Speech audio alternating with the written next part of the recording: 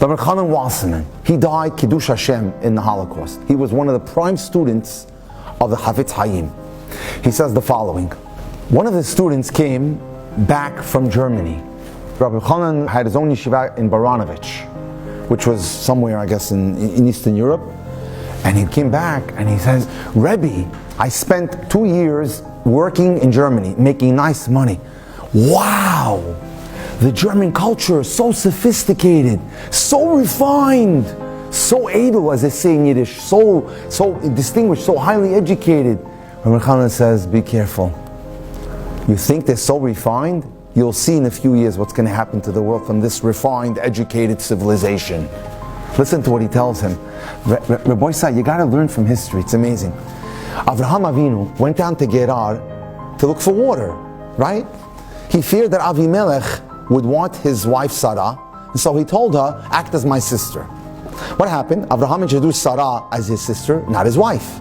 Avimelech sent for her, wanted to have relations with her, and be with her, and attempted to have relations with her. Hashem intervened and said, don't you dare touch her, because if you do, you're dead, all of you. However, and he told Avimelech in a dream that Sarah was Avraham's wife. It was God himself who told the news to Avimelech that she's a married woman, and she's married to Avraham, who you think told you it's his sister.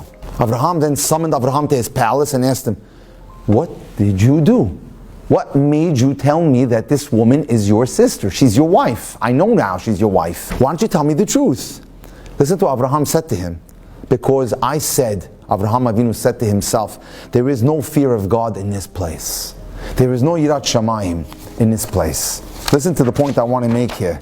Avraham expressed to the king of Gerar, Avimelech, that even though you have a very sophisticated society, at the time Gerar, where Avimelech lived, was sophisticated, had beautiful architectural designs and great buildings for the time, they were considered very advanced. You know what?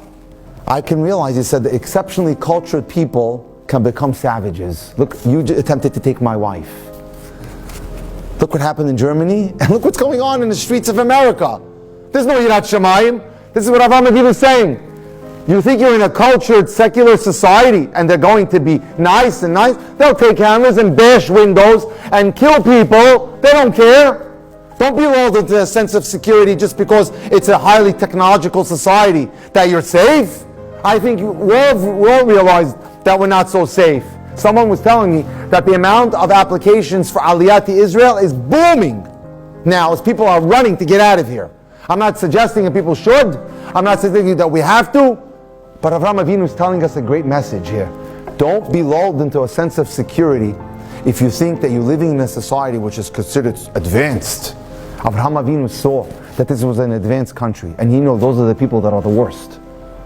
Those are the people you cannot trust. That they can even fall to murder. Happened in Germany. There was a guy who was a yeshiva student in Slobodka. This is where my Rabbi, Rabbi Miller, went to yeshiva. Many of the great rabbis went to Slobodka. Then, before the war, they moved the yeshiva to Hebron. But Slobodka was considered one of the greatest places to study. He left. And then, the World War II came, and then the whole world scattered. He shows up in 1948 in Brooklyn, New York. And he wants to speak to one of his old classmates, Rabbi Succot, who started Chaim Berlin, major yeshiva. I spent 14 years there. So he says to one of the students in the lobby, can you please tell Rebbe to come out? I want to say hello to him. He didn't want to come in, and I'll tell you why he didn't want to come into the base medrash. So the Rebbe comes out, and he wants to shake his hand, and he shows him he has a hook. They cut his hand off. But listen to the story. He had gone to Germany to do business and to start a new life, and he also was taken by the culture of the Germans. And he got married, had a kid, and his next door neighbor was the pediatrician that took care of his kid. He sent him to Auschwitz, where they were doing medical experiments, and who was running the medical experiment division there? None other than the pediatrician, who decided one day to do an experiment on human torture, sliced his entire arm off from the elbow, and he asked him, does it hurt, sir? The same pediatrician.